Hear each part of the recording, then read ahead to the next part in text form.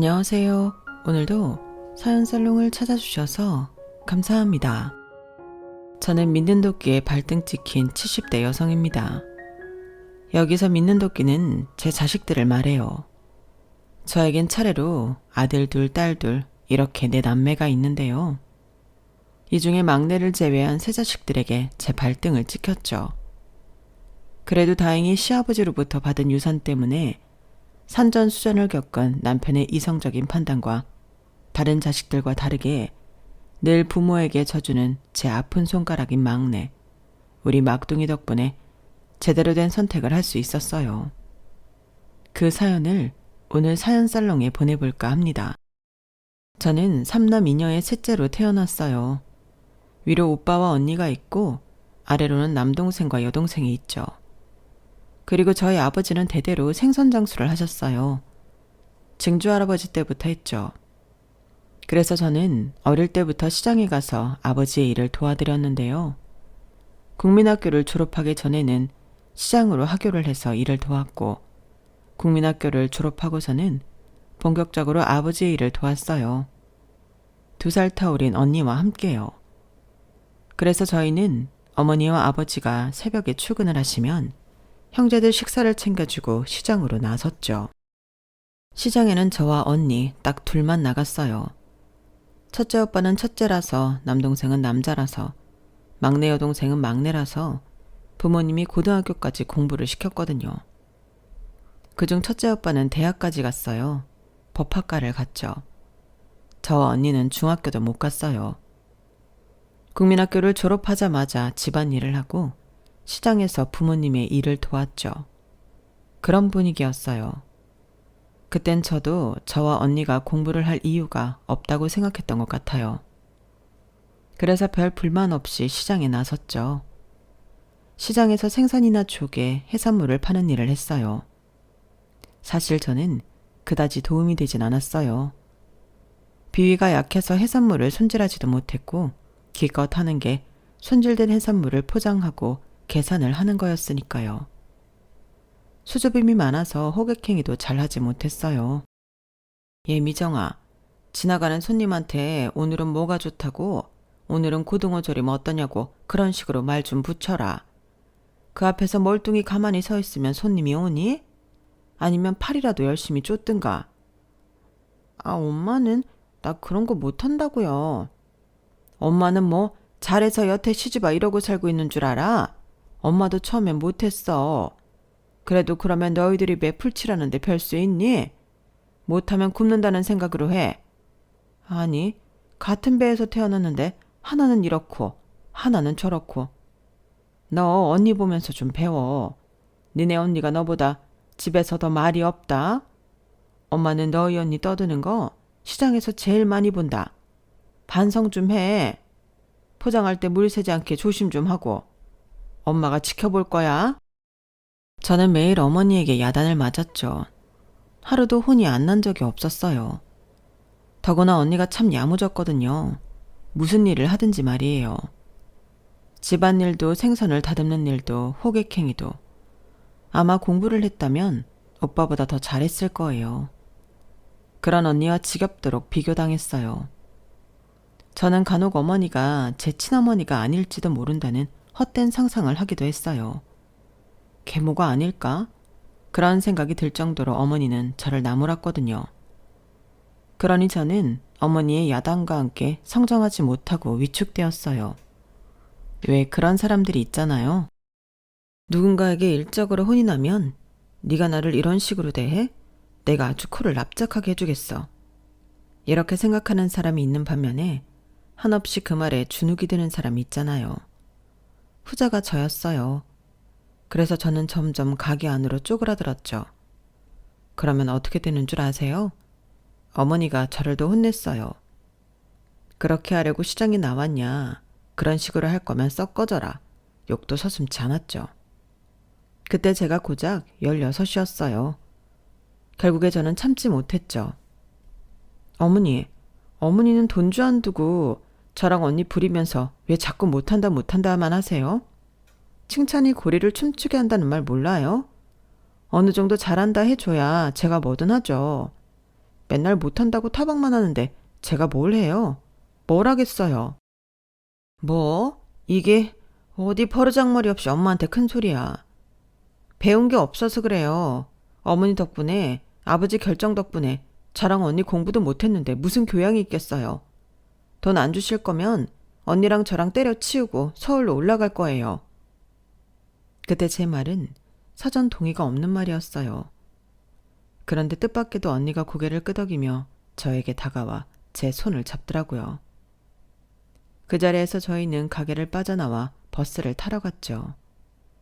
그때 버스를 타고 동네 한 바퀴를 돌면서 참 많은 이야기를 했어요. 언니가 사실 꿈이 있었다는 것도 처음 알았어요. 언니는 초등학교 교사가 되고 싶었어요. 친구들이 모르는 문제를 모두 언니에게 물어봤고 그때 하나씩 알려준 경험이 너무 꿈 같았어요. 그 이야기를 하는 언니의 표정은 너무 예뻤어요. 우리는 왜 이렇게 됐을까? 시대를 탓해야지. 내 친구들 중에도 중학교 진학한 애 별로 없어. 우리가 그런 복을 타고난 거야. 우리가 바꿀 수 있는 건 아무것도 없는 거야? 뭐 어디서 일을 하냐 정도는 바꿀 수 있겠지? 언니는 어디서 일하고 싶어? 글쎄, 일단 생선 파는 일은 싫어. 언니는 어머니 아버지 도와드리는 거 싫었어? 그런데 왜 말을 안 했어? 그것도 그런 복을 타고난 거라고 생각하니까 그래도 네 말 듣고 깨달았어. 우리 서울로 가자. 서울로? 그거 그냥 한 말인데. 어머니 분명 너한테 그 말 듣고 우리한테 조금이라도 돈 주실 거야. 그거 어디 허튼 데 쓰지 말고 차곡차곡 모아서 서울에 가자. 거기서 무지개를 찾자. 그리고 언니의 말대로 어머니는 저희에게 조금의 봉급을 줬어요. 저의 자매는 그 봉급을 차곡차곡 모았어요. 저는 그때부터 좀 달라졌어요. 언니와 함께 서울에서 무지개를 찾을 생각을 하니 버틸 수 있겠더라고요. 그렇게 저희 자매는 2년 동안 돈을 모아 서울로 가겠다고 했죠. 부모님은 예상한 듯 저희를 서울로 보냈어요. 서울에 가서 언니와 작은 옥탑방에 살았어요. 언니는 병원 원무과에서 일을 했어요. 그 일을 하면서 언니는 돈을 모아 간호대학을 다녔죠. 저는 다시 공부의 길로 들어선 언니가 대단해 보였어요. 저는 차마 그렇게 하지 못하겠더라고요. 괜히 시간 낭비, 돈 낭비, 몸고생하는 게 아닌가 싶어서요. 그래서 전 한 제약회사로 들어가 2년 동안 일을 했어요. 그런데 제가 거기서 따돌림을 당했어요. 처음엔 버티고 다니려고 했는데 저도 사람인지라 그게 힘들더라고요. 그리고 아시겠지만 전 주눅드는 사람이어서요. 그 분위기에 적응을 못하겠더라고요. 그래서 2년 만에 그만두고 나왔어요. 그리고 그때 언니는 간호대학 졸업반을 다니고 있었죠. 저는 1년 동안 언니의 돈으로 생활하다가 언니가 정식으로 간호사가 되어 다른 지역으로 취직을 하면서 전 갈 곳이 없어졌죠. 그때 마침 부모님이 고향으로 내려오라고 하더라고요. 그래서 못 이기는 척 내려갔어요. 그런데 아버지가 하는 말씀이 시집을 가래요. 너 아버지한테 일 그만두고 말도 안 하고 언니한테 엎혀 살기나 하고 아무리 형제라도 너 그러면 안 된다. 내가 그 이야기를 듣고 얼마나 가슴이 철렁했다고. 네가 왜 그만뒀는지 이유는 묻지 않을 테니 결혼해. 너도 아는 사람이다. 옆에 횟집하는 아저씨 아들 알지? 그 집 외동아들 승용이 말이다. 결혼 날짜도 잡아놨으니 이왕 이렇게 된 거 결혼해. 날짜도 잡아놨다. 그리고 돈 걱정은 말아라. 어떻게든 알아서 할 테니. 아니 어떻게 그런 문제를 저한테 상의도 없이 결정을 해요. 결혼이 뭐 애들 장난이에요? 이렇게 갑자기 고향으로 내려오라고 말한 이유가 이거였어요? 그 오빠는 저랑 결혼하겠대요? 하겠다던데. 너희 어려서부터 잘 지냈잖아. 맞춰가는 거야. 살아가면서 맞추면 되는 거고. 미정아, 아버지 말 들어. 결혼하면 너도 알겠지만 어차피 그놈이 그놈이야. 그리고 너 고향 내려와서 무슨 일 하려고? 다시 우리 가게 일 도울래? 싫다고 나가놓고서 그럴 리 없잖아. 부모님에게 이런 속셈이 있는 줄 저는 몰랐어요. 하지만 어머니 말처럼 그렇다고 저에게 빠삭한 수가 있던 것도 아니었죠. 부모님을 설득할 방법이 없었어요. 그렇게 전 팔려가듯 4층짜리 횟집을 운영하는 집안의 외동아들과 결혼을 했어요. 그래도 결혼 생활이 지옥 같았다거나 그러진 않았어요. 사실 제가 무자비하게 진행되는 결혼에 도망이라도 가지 않은 건 제 남편 될 사람의 됨됨이를 알기 때문이었어요. 저희 집과 시댁은 제가 어릴 때부터 잘 지낸 사이거든요. 토박이인 아버지끼리는 오래 형동생 하는 사이였고요. 아이들끼리 서로의 아버지를 삼촌이라고 불렀죠. 그만큼 가까우니 서로 집을 오고 가는 경우도 많았어요. 주로 4층 꼭대기에 있는 삼촌네로 가서 술래잡기를 하곤 했죠. 그리고 같은 국민학교를 나와서 같이 등하교도 하고요. 더구나 남편이 빠른 년생이어서 저희 오빠와 동급생이었고 남편은 친오빠와 같이 다니면서 저를 많이 챙겨주었어요. 자기 용돈으로 과자도 사주고 숙제도 도와주고요. 어릴 땐 무뚝뚝한 친오빠 말고 남편이 친오빠였으면 좋겠다고 생각한 적도 많아요. 그리고 제가 중학교를 진학하지 못하게 된 걸 당연하지 않게 생각한 사람 중 하나가 남편이었고요. 남편은 제가 중학교에 진학하지 못했다는 소식을 듣고 저를 찾아와 위로해 주었어요. 그땐 그 상황이 당연하게 여겨져서 별 감동 없었는데 지금 생각하니 고맙죠. 그리고 시부모님도 좋으신 분들이었어요. 저희 시어머니가 몸이 안 좋으셔서 잦은 유산을 하다가 겨우 저희 남편을 낳으신 거거든요. 그래서인지 저희 남매를 무척 예뻐했어요. 사람 귀한 줄 아시는 분이었죠. 결혼 전에도 후에도 저를 함부로 대하지 않았어요. 그리고 시아버지는 결혼 전에 삼촌이라 부르며 따랐으니 말할 것도 없고요. 그래서 저는 어쩔 수 없이 한 결혼치고는 평범하고 별 탈 없이 지냈어요. 게다가 남편이 당시 1위 매출을 달성한 주류 회사를 다녔거든요. 물론 저희 고향에 있는 공장에서 일했지만 생산직은 아니고 공급망 관리 직무를 했어요. 그래서 벌이도 나쁘지 않아 제가 일을 할 필요는 없었어요. 그런데 아이가 통 생기지 않더라고요. 저희 부부가 나름 노력을 많이 했어요. 남편은 바쁜 와중에 운동도 하고 저는 시어머니가 지어준 한약도 먹고요. 둘 다 좋아하던 술도 끊었죠. 사실 제가 저희 가족에 불만이 많은 것 같지만 저희 6 식구가 다복한 가정이라고 생각하기도 하거든요. 그래서 저도 친정 같은 가족을 만들고 싶었어요.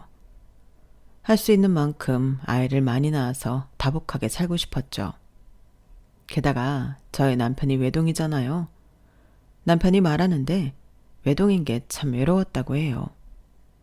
특히나 저희 가족을 만나 함께 놀면서 더 느꼈대요. 저희가 남편 집에서 놀다가 저희 집으로 돌아가잖아요. 그때 참 헛헛했대요. 그래서 저희 부부는 3명은 낳기로 약속을 한 거예요. 그런데 통 아이가 생기지 않더라고요. 결혼한 지 2년이 지나도 아이가 생기지 않았어요. 그래서 반쯤 포기했죠. 포기하고 마음을 비웠어요. 그러니 놀랍게도 아이가 생기더군요. 결혼 3년 차에 저는 사내 아이를 낳았어요. 그리고 2살 터울의 아들, 연년생인 딸을 낳았죠. 계획대로 3명의 아이를 낳고 저는 행복했어요. 제가 꿈꾸던 다복한 가정이었죠. 그런데 아이가 셋이니 식비도 3배 들고요. 아니, 아들이 둘이니 그 이상으로 식비며 뭐며 들더라고요. 그리고 저는 무조건 대학을 보내고 싶었어요. 아마 제 결핍 때문이겠죠. 그래서 돈을 모아야겠다는 생각이 들면서 일을 해야겠다는 결심이 섰어요.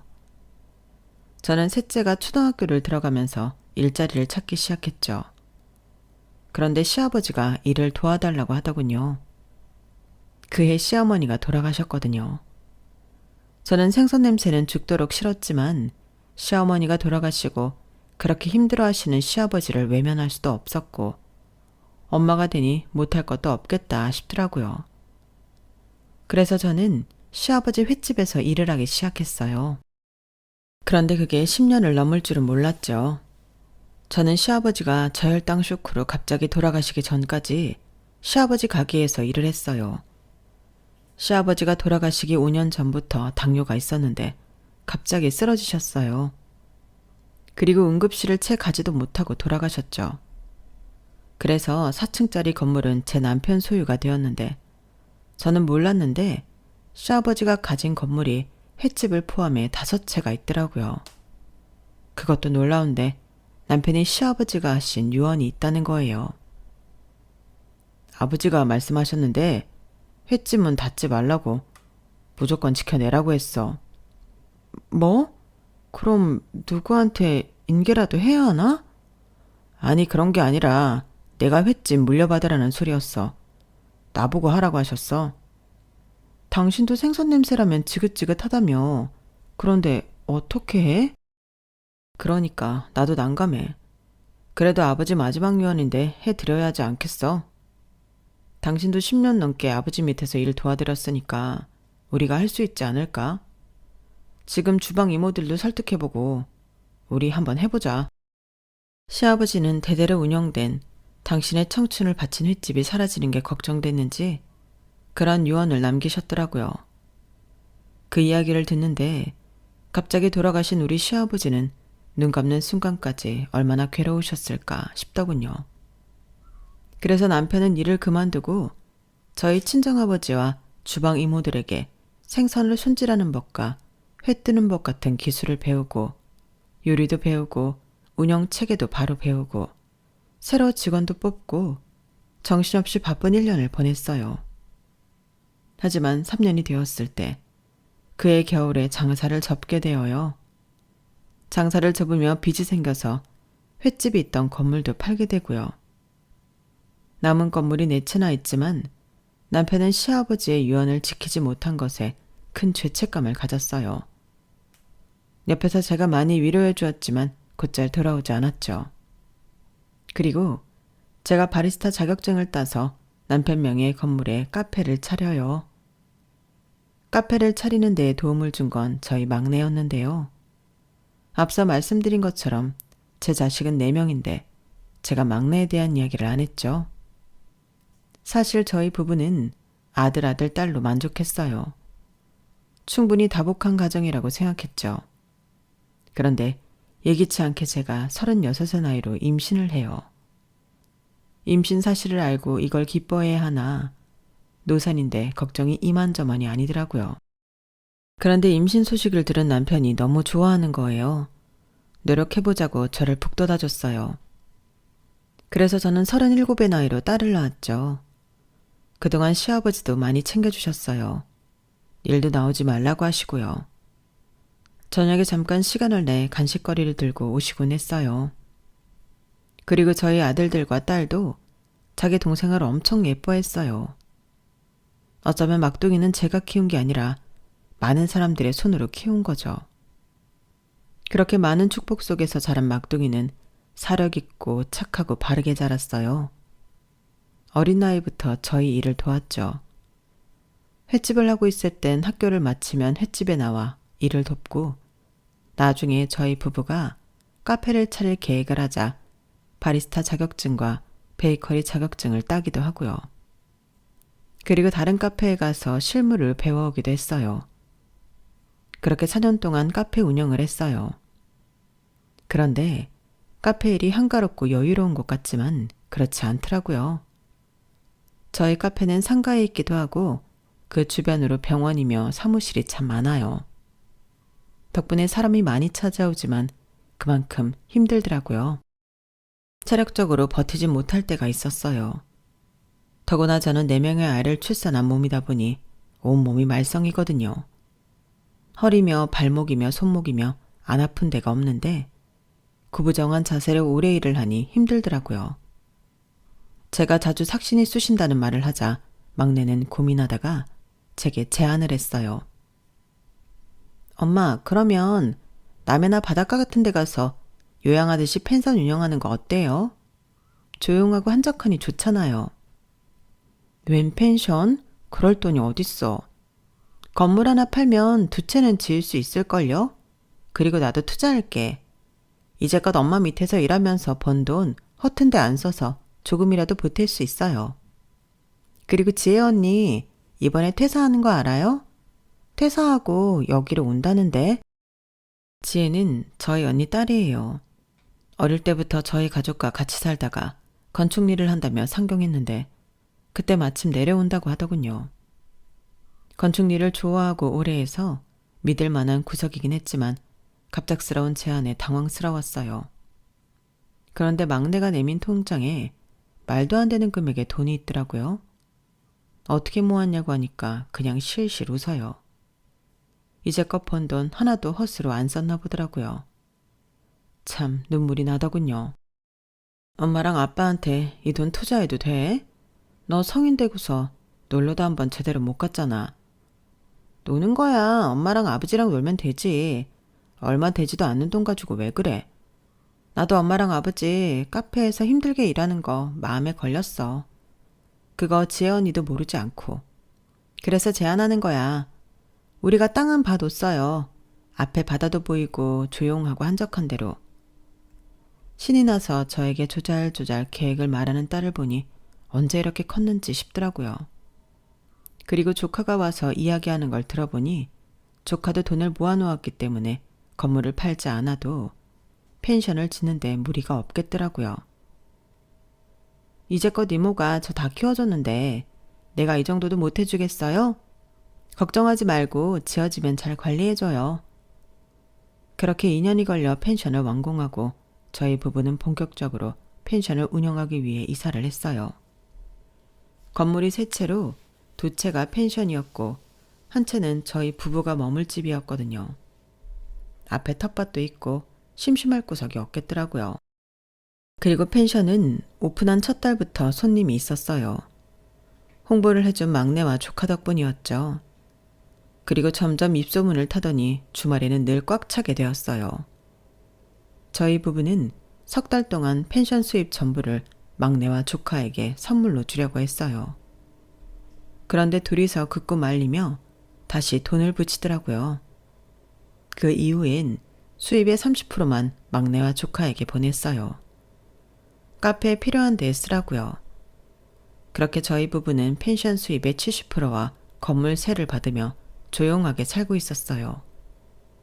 그리고 어느새 제가 칠순이 되었죠.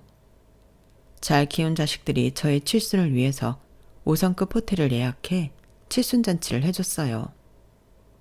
봄날의 따뜻한 기운을 받으며 좋은 한복을 입고 파티를 즐겼죠. 그런데 제가 예민한 걸까요? 자식 셋이서 막내 하나를 은근히 무시하는 것 같더라고요. 그 이유를 들어보니 제 칠순잔치를 위해 쓰인 비용을 적게 냈기 때문이었어요. 어머니, 식사 맛있게 하세요. 비록 누가 비용을 덜 부담해서 최고급 요리는 아니지만요. 사실 연회장도 제일 좋은 데 빌리려고 했는데 잘 안 됐네요. 그러게 말이야. 오빠, 나는 우리 엄마 칠순잔치 제일 좋은 호텔, 제일 좋은 연회장에서 하고 싶었는데 자식 마음이 다 같질 않네요.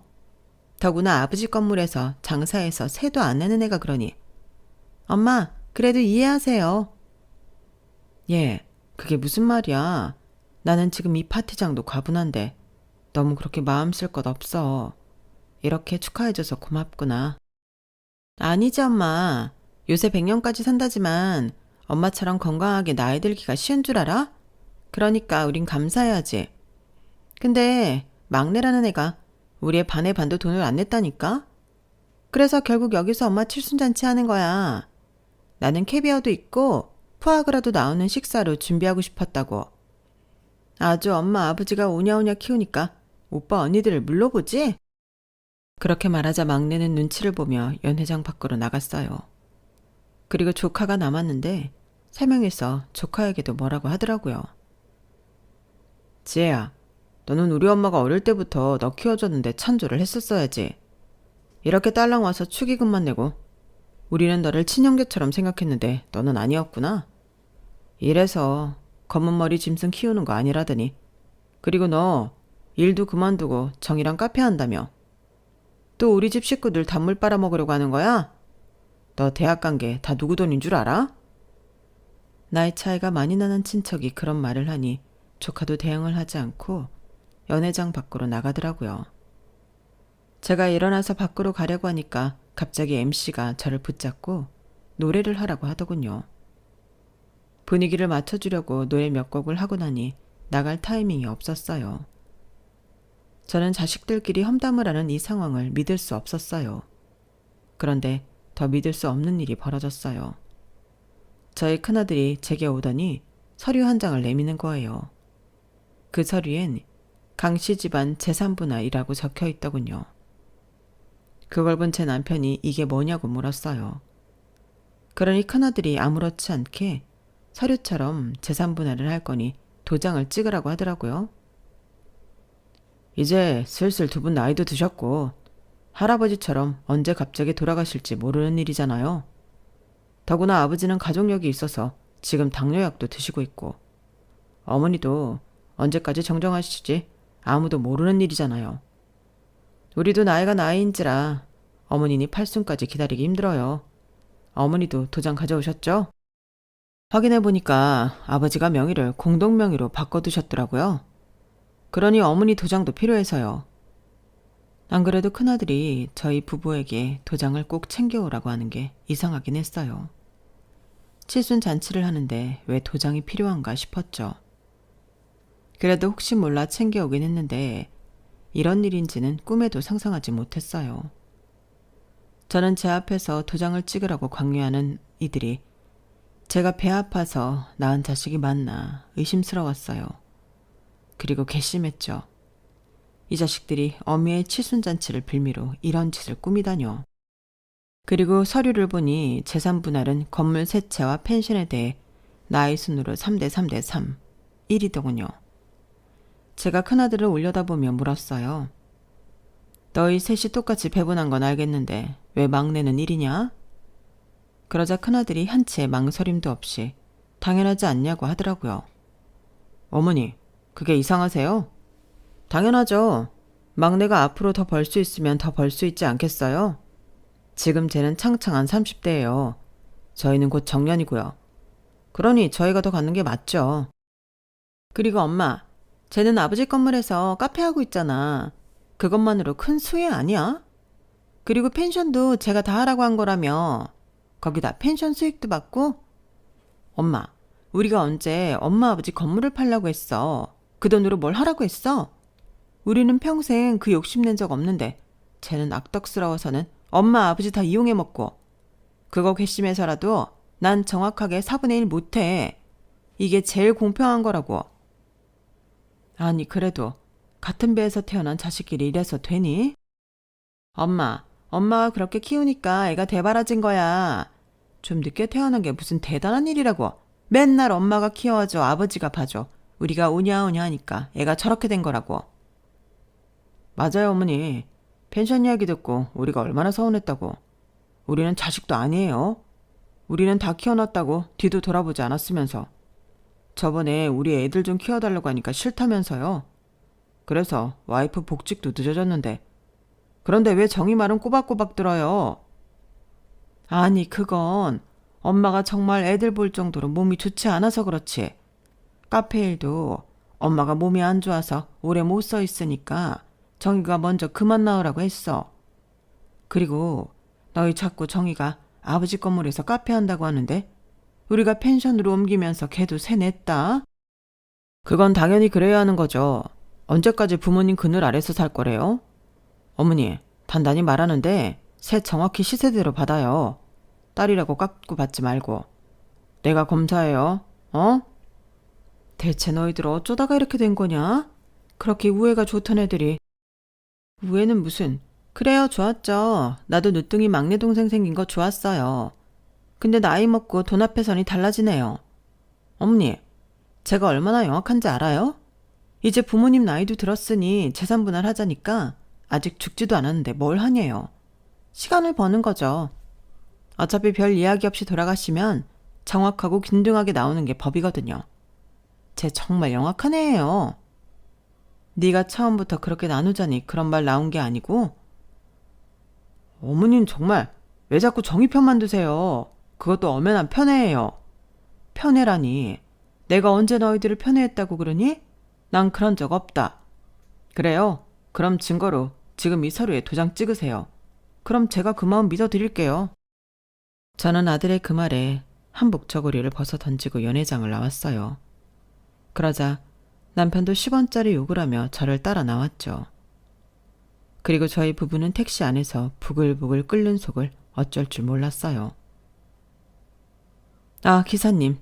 죄송합니다. 지금 가는 데 말고 다른 데를 갑시다. 저는 도움을 요청할 사람을 떠올렸어요. 바로 법학과를 나와 변호사가 된 저희 오빠요. 저는 오빠에게 전화를 해 유언장을 작성하고 싶다고 했죠. 그리고 후배 변호사를 소개받았죠. 아직 이렇게 화를 낼 정도로 정정한데 괜찮겠어? 오빠, 지금 내가 흥분한 것 같지만 누구보다 이성적이야. 지금 그걸 써야 해. 안 그러면 내 자식들 손에 놀아날 거야. 그렇게 저희 부부는 한 변호사 사무실로 도착했고 남편은 저에게 연회장에서 준 저고리를 입혀줬어요. 그리고 저희 부부는 유언장을 작성했어요. 남편과 저 한 부씩 자필로 작성했어요. 내용은 막내와 조카에게 펜션을 맡기고 건물을 한 채씩 주며 남은 건물은 모조리 팔고 불우한 이웃을 돕는 데에 써달라는 것이었어요. 특히나 저처럼 돈이 없어 공부를 못하는 아이들에게 써달라고 했죠. 그리고 변호사의 도움을 받아 제 자식들에게 이메일을 보냈어요. 그러자 불같이 휴대폰에 전화가 오더군요. 저와 남편은 일부러 받지 않았어요. 그리고 집으로 돌아갔는데 막내를 제외한 3명이 맨발로 달려왔더군요. 저를 보고 두 손을 싹싹 빌고 다시 생각해달라 난리도 아니었어요. 그러면서 3명이서 막내 탓을 하더라고요. 그래서 저는 듣다 못해 제 자식들에게 소리쳤어요. 대체 너희들은 뭐가 모자라서 그 애를 욕하는 거냐?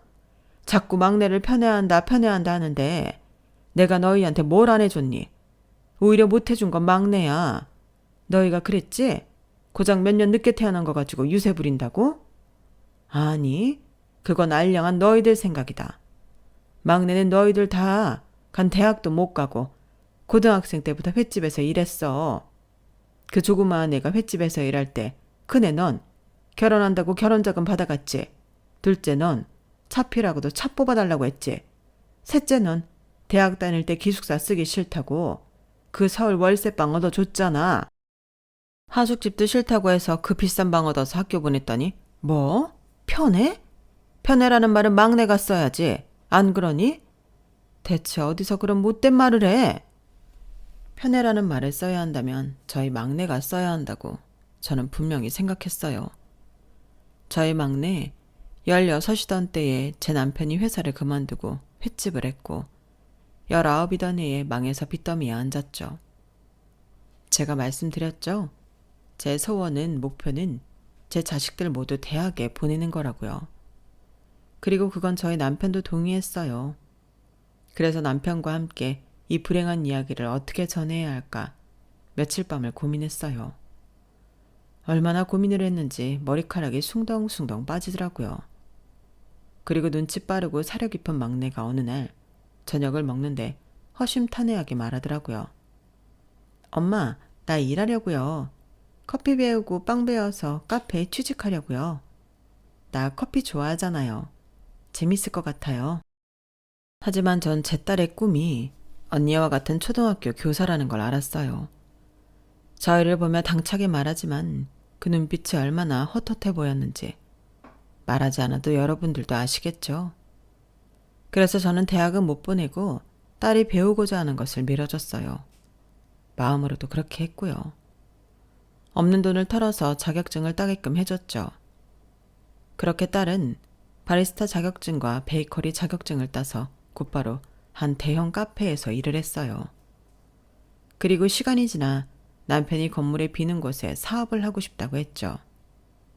그래서 막내와 함께 카페를 하는 게 어떠냐고 제안한 거예요. 막내가 그 일을 알고 얼마나 좋아했는지 몰라요. 사실 저희 부부는 한번 사업이 망하고 새로운 사업을 하는 것이 불안했거든요. 또 망하면 지금 있는 재산까지 팔아야 할지도 모른다고요. 그런데 저희 막내가 아주 믿음직스럽게 저희 부부를 북돋아줬어요. 엄마, 아버지, 걱정하지 마요. 내가 몇 년 동안 헛수리 일한 게 아니니까요. 커피 내릴 줄 알고 빵 만들 줄 알고 카페 전반적인 업무도 다 배웠어요. 그리고 모르는 게 있으면 지금 일하는 카페 사장님께 여쭤보면 되고요. 그러니 걱정 마세요. 우리 잘 될 거예요. 번거로운 일은 내가 다 할게요. 리모델링이랑 인테리어는 지혜 언니한테 부탁 좀 하고요. 슬슬 구상이 되는데요. 잘할 수 있을 것 같아요. 그래서 카페를 시작한 거예요. 저는 어떻게든 막내에게 도움이 되어서 다행이라고 생각했죠. 그리고 막내는 멋지게 카페 사업을 잘 이끌어갔어요. 하지만 그럼에도 대학을 못 보낸다는 사실에 아이가 꿈을 이루지도 못했다는 사실에 마음에 걸리더군요. 늘 막내에겐 마음의 빚이 있었어요. 그래서 이왕 재산분할 사건이 생긴 거 막내에게 빚을 갚자고 생각한 거예요. 그런데 조카는 무슨 일이냐고요? 조카에게 제가 재산을 물려주겠다고 했잖아요. 제 자식 3명도 그게 의아한 것 같더라고요. 그럼 지혜는 뭐예요? 지혜한테는 왜 주는데요? 엄마가 키워줬으면 됐지. 뭐하러 주냐고요? 그래요. 먹고 재워주면 됐지. 아니, 대학도 보내줬잖아요. 그 돈으로 막내나 보내주지. 엄마는 왜 그랬대요? 앞뒤가 안 맞잖아요. 그 돈을 내가 댔다고 생각하니? 독일 사는 네 이모가 애 대학 보내라고 준 돈이고 난 꼬박꼬박 생활비 받았다. 그런데도 내가 키워줬다고 고맙다고 생각하는 애야. 그리고 난 우리 언니를 봐서라도 걔가 잘 살았으면 싶어. 우리는요? 우리가 친자식 아니에요? 친자식. 그래요. 친자식은 맞죠. 하지만 조카 또한 저에게 미안한 사람이에요. 조카는 사실 간호사가 된 저희 언니가 낳은 사생아예요. 저희 언니가 외도를 해서 낳은 아이는 아니에요. 저희 언니는 지금까지 시집을 가지 않았어요. 제가 바글바글하고 다복한 가정을 꿈꿀 때 저희 언니는 오로지 혼자 살고 싶어 했어요. 그리고 제가 고향으로 내려와 결혼을 하고 살면서 언니와는 자연스럽게 연락이 끊겼는데요. 제가 새 아이를 키우고 있던 때에 언니가 갑자기 부모님에게 연락도 하지 않고 고향으로 내놓았어요. 품에 아이를 안고 있었죠. 언니, 이 애는 뭐야? 내 딸이야, 미정아. 언니가 부탁 좀 할게. 이 아이 좀 잘 키워줘. 네 애가 셋이라 내가 큰 부담을 주는 걸 알지만 이 아이에게 필요한 생활비나 교육비 같은 건 꼬박꼬박 보낼게. 그러니까 부탁 좀 하자. 언니 애라고? 언니 남자가 있었어? 그렇게 일밖에 모르던 사람이 차라리 결혼을 하지 그래. 어차피 결혼하면 다 그놈이 그놈이야. 아니, 그건 절대 안 돼. 지금 나 소문날까봐 휴익도 못하고 일 그만뒀어. 너한테 맡기고 바로 다른 도시에 이직 준비해야 해. 10달 동안 일도 못하고 지옥이었어. 그런 생각이 애한테 안 좋은 거 알지만 정말 그랬어. 지옥이었어. 그리고 그 생각은 지금도 변함이 없고 그런데도 아이를 낳은 건 법이 그렇기 때문이야. 이런 내 밑에서 이 아이 잘 살지 못할 거야. 난 너처럼 해주지 못할 거야. 그러니 부탁할게. 언니, 그래도 애는 엄마가 키워야. 그리고 내가 출산한 사실은 너 말고 아무도 몰라. 하지만 그래도 숨길 필요는 없어. 특히 엄마나 아버지한테 말이야. 그냥 내 애라고 말해. 괜히 그러다 너만 오해받을라. 그럴 거면 언니가 직접 말씀드리는 게 낫지 않아? 도와주실 수도 있잖아. 난 부모님 도움이 필요하지 않아. 언제나 그랬어. 지금 나한텐 오직 네 도움만 필요해. 해줄 거지? 돈은 밀리지 않고 보낼게. 그건 장담할 수 있어. 내가 죽기 전까지 그 돈은 보낼 거야. 그러니까 이 아이를 키워줘. 그리고 이 아이가 날 찾지 않게 해줘. 언니의 말이 제 딴엔 이해가 되지 않았지만 갓 태어난 아이를 보육원에 맡길 수도 없으니 저는 조카를 거두었어요. 그리고 언니는 매달 저에게 돈을 보냈어요. 조카를 키우기 넉넉한 돈이었어요. 아니, 어쩌면 그것보다 더 많은 금액이었죠. 돈이 매달 남았어요. 그래서 저는 언니에게 연락을 취해 이렇게 거금은 보낼 필요가 없다고 말하려고 했는데 언니와의 연락은 제대로 되지 않았어요. 언니가 전화를 받지 않았죠. 메시지에도 답장을 거의 하지 않았어요. 어느 날엔 조카가 엄마가 보고 싶다고 자꾸 울어서 언니를 찾으려고도 해봤어요. 그런데 언니의 흔적은 어디에도 없었어요. 언니는 아이를 저에게 맡기고 죽은 것처럼 가족 앞에도 어디에도 나타나지 않았어요. 그리고 조카가 3살이 되었을 때 저희 부모님이 조카의 존재를 알게 되었는데요. 그때 저희 부모님은 언니에게 화가 나서 전국 팔도로 언니를 찾으러 다녔어요.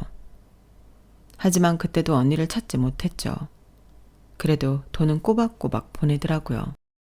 그게 하나의 사인처럼 느껴져서 저는 이내 마음을 놓았어요. 그리고 조카가 크면서 상황을 다 설명해줬죠. 다행스럽게도 우리 조카 엇나가지 않고 잘 컸어요. 언니가 준 돈을 모아 대학까지 보냈고 장학금을 받으며 대학을 다녀서 대학을 졸업하고 목돈을 줄 수 있었죠. 그 돈으로 서울로 상경해 건축회사에 다녔어요. 그런데 뭐가 미안하냐고요? 글쎄요. 저는 자꾸 조카에게 비어있는 부분이 보여요. 사실 저희 가족과 살면서 적당히 섞였지만 아예 융화되지 못했거든요. 저희 식구들이 무섭게도 핏줄에 대한 본능이 강했어요. 저 또한 마찬가지였어요. 막내에겐 횟집에서 일을 시켰지만 가족이라고 생각하지 않았기 때문에 조카에게만큼은 부탁하지 않았죠.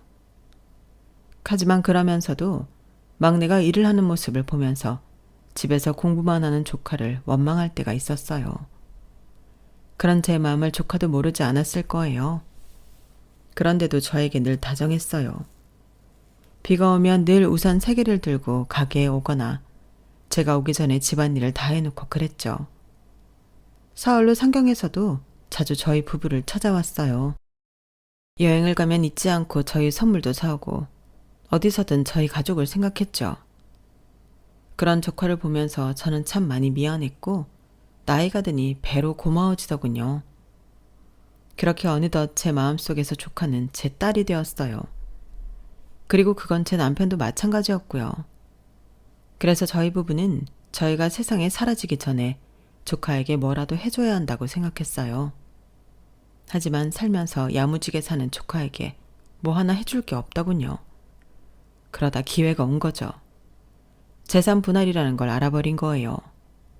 그 점에선 그 난리를 피운 제 자식들에게 고맙네요. 그래서 재산 분할에 조카를 끼워 넣었어요. 그리고 그런 마음도 있었어요. 무턱대고 조카를 낳고 조카를 버린 언니를 용서해달라는 마음도요. 돈으로 그게 해결되지 않는다는 걸 알지만 저도 고리타분한 사람이라 이런 방법밖에 생각나지 않더라고요. 그래서 결정된 재산 분할이었어요. 그리고 기부는 예전부터 생각했지만 선뜻 마음이 서질 않았는데 이번 기회에 하고 싶었어요. 그리고 기부를 한다고 하면 어리석은 제 자식들이 반기를 들 것 같더군요. 파렴치한 본성을 드러낼 것 같더군요. 그리고 그 정도는 해야 반성하게 될 거라 생각했어요. 그래서 그 결정을 내렸어요. 역시나 맨발로 찾아온 놈들이 기부는 무슨 말이냐고 소리를 질렀어요. 아니, 언제부터 엄마가 인도주의적이었다고 기부를 해요? 기부도 원래 하던 사람이나 하는 거예요. 엄마처럼 그렇게 한 번 해준다고 고마워할 사람 아무도 없다고요. 그리고 그 돈 기부하지 말고 저희 셋 나눠주면 되잖아요. 그래요, 어머니. 저희는 한 푼도 안 주고 가신다고요? 그래서 어머니 눈이 편히 감길 수 있을 것 같아요. 저 진짜 불쌍하게 살아요. 30만 원 용돈 받으면서 와이프한테 기눌려 사는데 어머니는 제가 불쌍하지도 않으세요? 오빠는 그런 말이 왜 나와? 이럴 땐 감정적으로 호소하면 안 돼. 엄마, 우리가 잘못했어. 정희 걔도 포함해서 4분의 1 할게. 우리도 똑같은 자식이니까 공평하게, 어? 지혜도 내 자식이야. 나누려면 그렇게 나눠야지. 엄마, 어떻게 지혜가 엄마 자식이야. 그냥 이모가 버린 애지. 엄마는 걔 하나 더 키워서 고생한 건 생각도 안 해? 그래, 돈이야 받았다고 쳐도 지혜가 엄마한테 주면 줘야지. 왜 엄마가 지혜를 챙겨줘? 말도 안 되지. 이미 변호사에게 다 넘긴 상태야. 도로 물을 수 없어. 그럴 생각도 없고. 그러니 이제 그럼 어머니 그렇게 하겠습니다. 어머니가 결정 번복 안 하시면 저 이제 안 찾아오겠습니다. 어머니 자식 안 하겠다 이 소리예요. 다른 애들은 몰라도 전 장례식에도 안 찾아뵙겠습니다. 어머니가 저희를 이런 식으로밖에 생각하지 않는데 제가 더 해드리고 효도할 이유가 없죠. 그래. 그럼 그렇게 해라. 나도 네 아빠도 상관없으니까 이 집에서 당장 나가. 제가 그렇게 나오니 새 자식들 당황한 것 같더라고요. 그리고 옆에서 남편이 한 소리를 했어요. 우리도 너희처럼 욕심 많은 자식들 필요 없다. 축하하는 엄마 칠순잔치에서 재산 분할 서류 내민 너희들은 정상이냐? 그리고 뭐 효도? 너희처럼 짐승 같은 자식들에게 효도 바라지도 않는다. 그러니까 너희 엄마 말대로 썩 꺼지고 장례식에도 오지 말아라. 평생 큰 소리 한 번 내지 않은 남편이 그렇게 말하자 눈치를 보며 자리를 뜨더군요. 그리고 사과의 연락이 왔지만 저도 남편도 받지 않았어요. 그리고 다음날 막내와 조카가 찾아와 저희를 위로하며 재산 분할을 수정해달라고 하는데 형제들에게 협박을 받은 것 같았어요. 저는 큰아들에게 전화를 해 애들을 가만히 내버려 두라고 소리를 질렀네요. 그렇게 저희는 새 자식들을 잃었는데요. 잃었지만 잃은 것 같지가 않았어요. 오히려 속이 시원했어요. 물론 제가 죽고 남편이 죽고 난 뒤에 막내와 조카에게 일어날 일이 걱정되긴 했지만요. 혹시 좋은 방법이 있다면 댓글로 알려주시겠어요? 여기까지가 제 사연입니다. 자식을 잃은 슬픔은 구천을 떠돌 정도로 깊은 슬픔이라고 하던데 아무래도 제 경우는 마음속에서 자식들이 죽은 것이라 해당되는 말이 아니네요. 하지만 제가 오래 믿은 게 도끼였다는 사실은 좀 마음이 쓰리네요. 그래도 그 도끼에 제 자식이 맞는 것보다 낫죠. 제가 겪어 저로 끝나서 다행이라고 생각합니다. 여러분들도 믿는 도끼에 발등 찍히지 않도록 주의하시기 바라요. 제 사연은 여기까지입니다. 들어주셔서 감사해요. 항상 행복하고 건강한 삶 되세요.